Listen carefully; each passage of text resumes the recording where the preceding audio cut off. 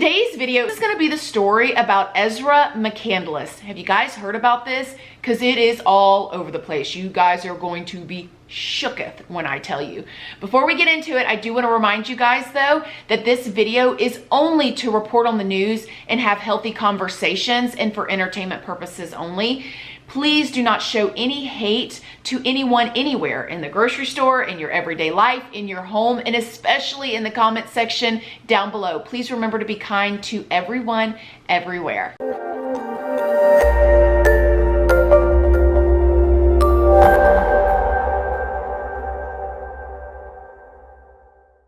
Good morning, my lovelies, my beauties, my friends. My name is Christina and welcome to my channel. If you're new here, thank you so much for clicking on this video. I really hope that you will subscribe, stick around, take a chance on hearing some things that I have to say. And if you are a returning subscriber, y'all already know, y'all are my babies. So good morning, good morning, good morning. How is everybody doing today? I hope you all are having an amazing day. You guys, I'm feeling better, but I'm still not at 100%. This is so wild. So I got sick 10 days ago now, and I still don't feel all the way right. I still feel a little weird. For all of y'all that have had the flu before, how long did it take you to feel normal? Let me know down below. I'm just so curious. I try not to Google those type of things because my anxiety, honey, I Google anything, baby, I'm dying. That's it. I'm dead. I'm dead. I'm on my deathbed because Google is a scary place, okay? So one of you beautiful ladies named Sarah reached out to me over on Instagram and sent me the trial videos for this case with Ezra McCandless. If you guys have not heard about this story, I have been completely engulfed in it. I watched all the trial videos, which was about, like, the ones that I found was about 6 hours worth. And when I say watch, I mean listen to while I'm doing other things. There ain't no way in the world I got time to sit down for 6 hours and watch anything. Mommies out there, y'all got 6 hours to sit down and watch anything? No. Okay. But this has been a crazy case. And I'm going to be telling you guys the story about Ezra right now. So Ezra was a young girl who started out as the name Monica. She later, as she got older, ended up changing her name. But when she was a little girl, she was adopted by this family, this mother and this father. Now, growing up in an adopted home, you would think, you know, these parents, they want to adopt a child, so they're going to give them the best life. It's going to be this perfect life. Everybody's going to be kosher, right? Well, not always. People are still people. And so Monica at this time grew up in a home that she described as living with 2 tornadoes, which was her adopted mom and her adopted father. From here on out, I'm just going to call them mom and dad because that's her mom and dad, but you guys get what I'm saying here. She said they were constantly arguing. It was constant yelling and fighting and throwing things in the house her whole entire life growing up. Her father would take her hunting, taught her how to use knives, taught her how to shoot guns, and her mom had a very strong personality, but she loved her parents very much. Eventually, as Monica started to get a little bit older, her parents did divorce and split ways, okay? So she continued to stay with her mom. Sometimes she lived with her dad, and you know, her dad had this kind of attitude where he would, you know, call her names or kind of put her down, and to her, she didn't really feel like he was trying to hurt her. See, sometimes the words that we use, we don't realize how painful they can be, but they can be very painful. And he would call her all different types of names and like tell her she was lazy or different things, and it really kind of got into her mind. Well, Monica kind of developed this more like of a introverted, passive-aggressive, almost like personality growing up as an adopted child in this house with 2 tornadoes as parents and just going through all of these different things. As she started to get older into her teenage years, she started to become confused about her gender and who she really felt like she was on the inside. She then eventually started to identify as more of a boy or a male gender. She cut her hair, she started dressing a little bit more masculine, and she felt really comfortable. But then she was still really confused. Sometimes she wanted to be more feminine, and sometimes she wanted to be more masculine. And so she was really just trying to figure out who she was. She was a very confused teenage girl. She started hanging out at like these coffee shops and stuff like that, and drinking coffee and talking to people. These were the type of coffee shops where you could like smoke cigarettes in them, and you know, people came from all over and sit around, drink coffee, smoke, write, hang out, do whatever. And this became her like playground where she hung out and where she felt the most comfortable. Monica then eventually ended up changing her name to Ezra McCandless. She changed her first and her last name. She said the reason why she chose the name Ezra was because she was on a wonderful family vacation with her family one year, and she saw the name Ezra and she felt like it really was perfect for her. She felt like Ezra was not too masculine but not too feminine. And then she chose the last name McCandless because of the novels, and because this person, the McCandless person, was like an artist, and she loved this person and she respected him, so she changed her name to Ezra McCandless. Well, now Ezra, at 19 years old, she meets this young man named Jason. Now, Jason at the time was like 34. He had quite a bit of years older than her, but she didn't mind and he didn't mind. She was of legal age and she really liked him. And this guy loved her, and she just fell head over heels in love with him. He lived with some roommates and she eventually moved in, and they were having a great relationship. She said he treated her so well at first, and then things started to go south. Things really took a turn when Ezra turned up pregnant. One day she woke up and she was just sick, nauseous. She couldn't figure out why she couldn't keep anything down. She didn't realize, you know, what was going on with her young body. She had never felt like this before. So Jason, her boyfriend, took her to the store so she could get a pregnancy test. She bought the pregnancy test, went into the bathroom, peed on the stick, and it came back positive. When she come out of the bathroom and told Jason, he looked like he had seen a ghost. Like he was not ready to have a child or didn't want to have a child. And so he wanted to make sure, is she really pregnant? Are you really pregnant, Ezra? So he made her an appointment at a doctor's office. She went to the doctor's office, had her blood work done and everything, and found out that Ezra was indeed pregnant by her boyfriend, her live-in boyfriend, Jason. She was so upset. She didn't know what to do. She was confused. Do I want to be a mom? Do I not want to be a mom? The way that he's acting about it, he doesn't want to be a dad. Do I want to do this? So she ultimately decided to have an abortion. And when she had the abortion, she was so upset. She went into the doctor's office to terminate the pregnancy.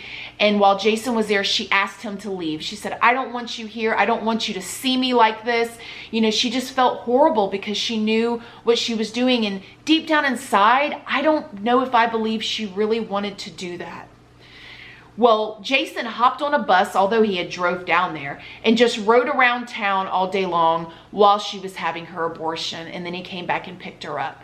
He took Ezra home after the abortion, and she just laid on the couch and she was so upset. From then on out, their relationship, Jason and Ezra's, began to change. It was never the same after that. Ezra it seemed like she kind of built up a resentment towards Jason, and Jason was just awkward after that. I mean, making a decision like that is big and very, very hard for anybody. I don't care who you are or how old you are. That is a decision that most people will never forget. From then on out, Jason and Ezra started arguing, and she started to feel like Jason was putting her down like her dad did. He would call her names or say certain things to her, disrespect her in front of his roommates and his roommates' friends, and things were just starting to take a turn. Well, one night, Ezra and Jason went up to that coffee shop I was telling you guys about, and she saw sitting up out of the bar another young man, good-looking man, sitting there writing in his journal, sitting there with a cup of coffee, multiple books, journal writings. And while Jason was talking to his friends, Ezra went up and sat next to him and asked him what his name was. His name was Alex. He introduced himself to Ezra, and Ezra introduced herself to him, and she started to look over and read what he was writing.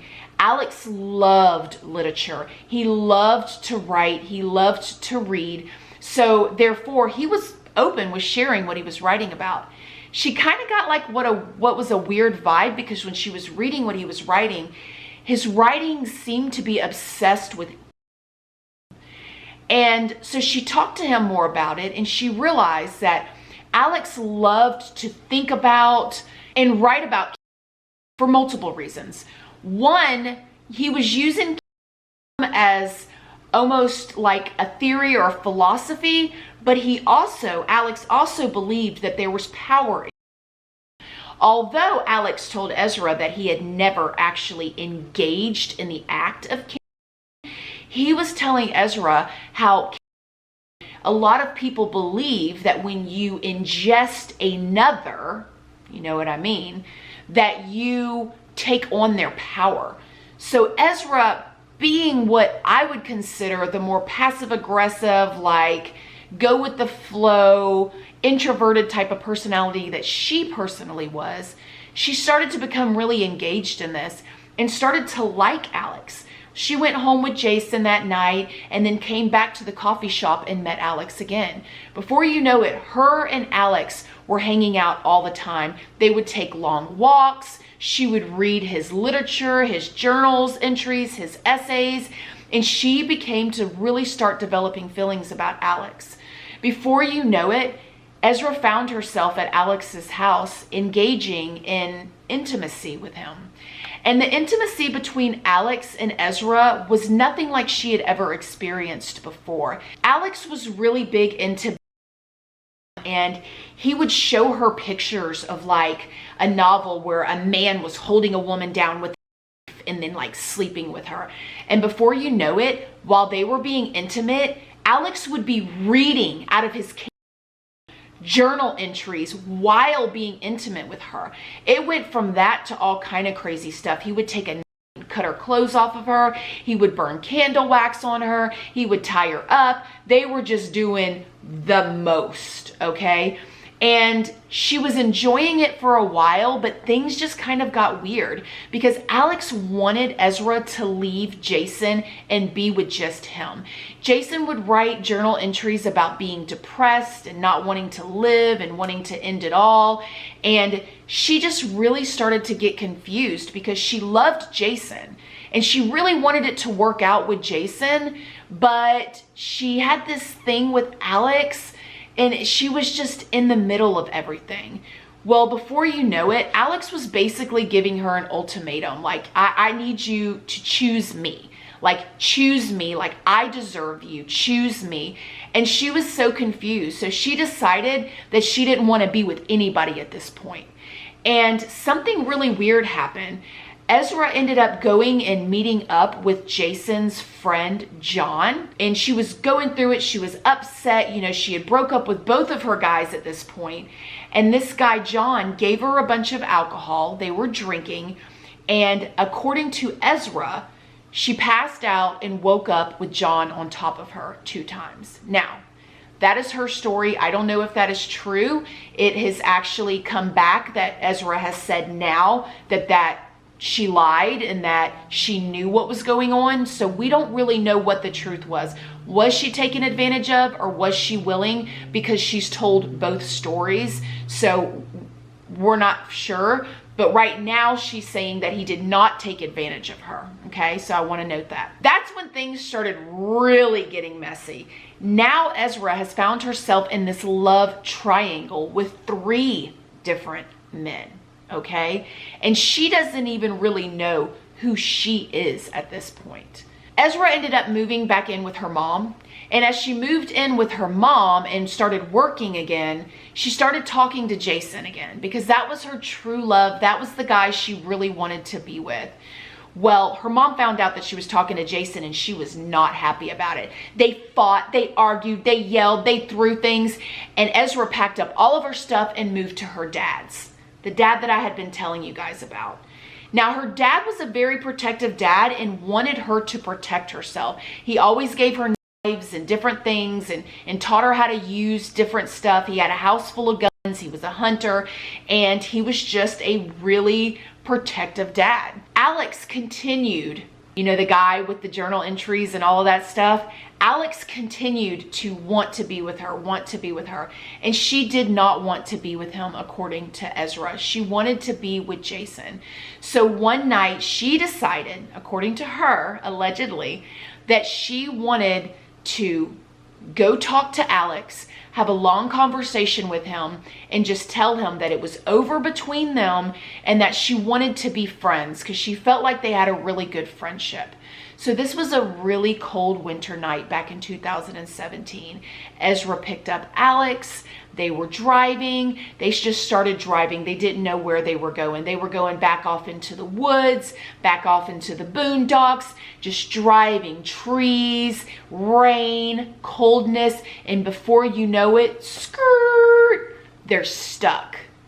They're stuck in the mud, and she can't get the car out.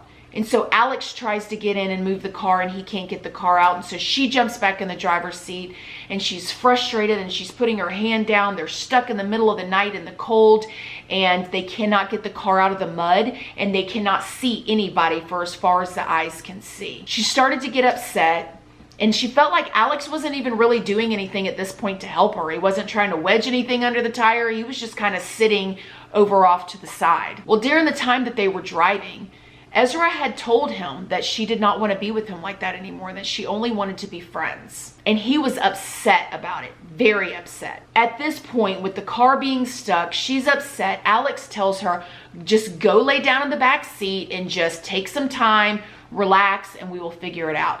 Ezra figured, oh, maybe that's a good idea. I'm just overwhelmed, I'm stressed. So Ezra crawls into the back seat. She lays on her back, puts her hand over her face, and she doesn't have her glasses on. And Ezra cannot see very far in front of her without her glasses.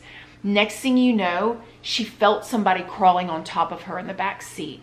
And this was Alex. And he started telling her, I'm going to take you one last time.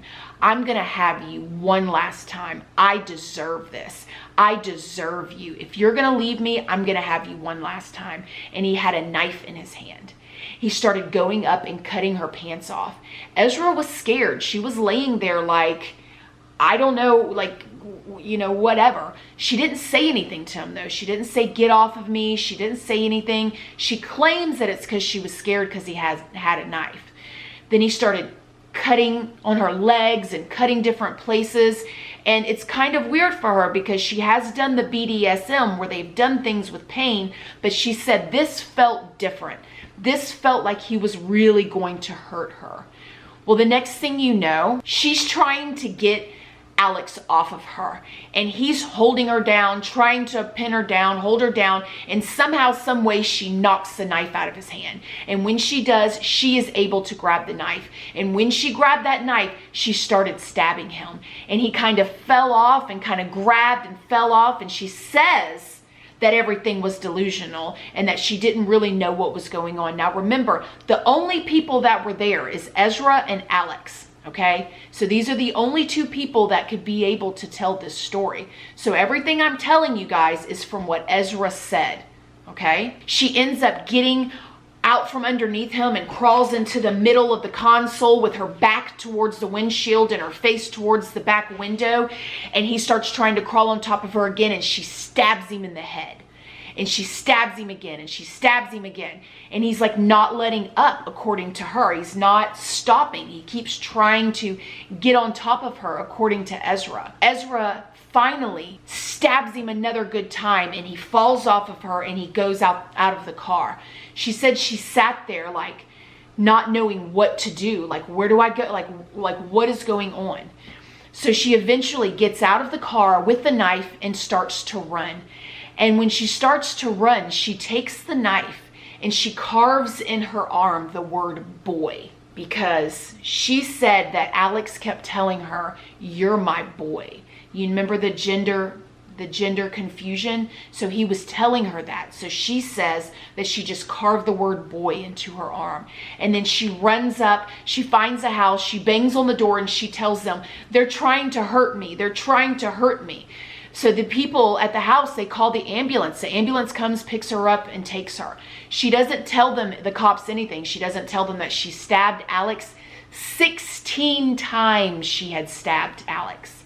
16 times. The cops come, they end up finding Alex's body, and he had passed away. He was dead, stabbed 16 times.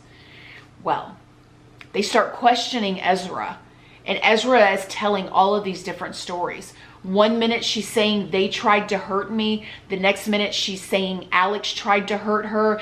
When the next minute she's telling the cops and the doctors in the emergency room that Alex carved boy into her arm. And then when the doctor started questioning it because of the way it was, it looked like something she would have done self-inflicted. She admits that she carved it into her arm. It was just so confusing. So much had happened and they weren't getting a definite answer out of her. All they were getting was confusion out of Ezra. Ezra was eventually charged with murder and went to trial. She just had trial last month. And the trial was long, y'all. And Ezra got up on the stand and told her side of the story. She testified and she seemed very poised and well put together and assured of everything that she said. I will make sure to leave all of those videos linked down below if you guys want to watch the trial. When it was all said and done, the jury found Ezra guilty, not self-defense like she was claiming, guilty. And now Ezra is in jail waiting for sentencing. Now this story is a crazy story about like a love triangle, right? This young lady who was adopted and who was confused about who she was on the inside of, was she a boy or was she a girl or was she gender fluid? And then she got herself in this love triangle with these 3 different men that she was sleeping with and ended up just something happened. And like, I don't know, like you guys tell me your opinion. I still don't know. When I watched the trial, part of me felt bad for her. Like maybe all of this stuff built up and then she just snapped. But then the other part of me is like, did she just murder him out of cold blood because she wanted to get rid of him because of Jason? There is so many theories going around about this case that she purposely drove Alex out there so she could murder him and leave his body out there. There are people that think that it was self-defense because you could see all these journal entries where he was talking about cannibalism and hurting people and da-da-da-da. And so really nobody knows what really happened other than Ezra. But Ezra's told so many stories, we can't figure out which one is the truth. So I want to know if you guys have heard about this. I want to know what you guys think down in the comment section. Everything that I'm talking about today is all alleged. It's all hearsay, all from Ezra's mouth or other people's mouths. Nobody knows really what happened. All we know for sure is that Ezra stabbed Alex 16 times and killed him. Young girl, beautiful girl, such a sad situation.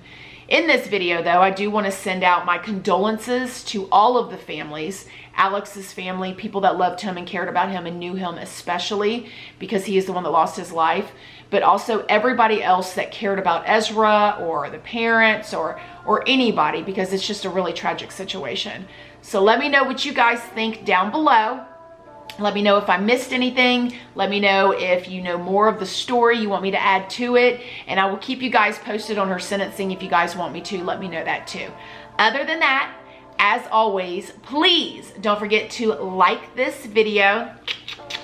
It's a free way that you can help your girl out. And until next time, I love you guys so very much. And I'll see you in the next video. Bye.